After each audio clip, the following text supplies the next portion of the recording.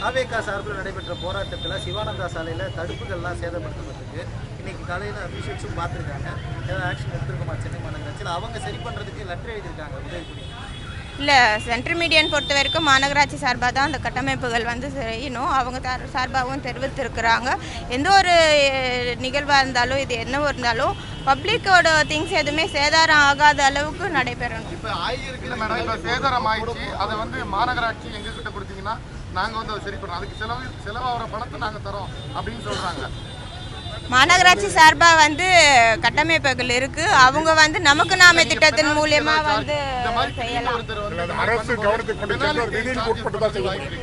Penalty charges பண்ண முடியாது. கண்டிப்பாக எந்த ஒரு நிகழ்ச்சியாக இருந்தாலும் சரி, அது பொதுமக்களுக்கு பயன்பாட்டில் இருக்கக்கூடிய பொருட்கள் வந்து சேதமில்லாத நடத்துறது தான் வந்து எந்த ஒரு நிகழ்ச்சிக்கும் நல்ல மரியாதையாக இருக்கும்.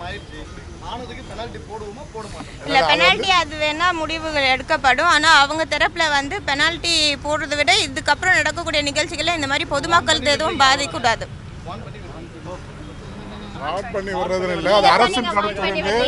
அரசு கவனத்துக்கு வந்து விதிகளுக்கு உட்பட்டு நடவடிக்கை எடுக்கப்படும்.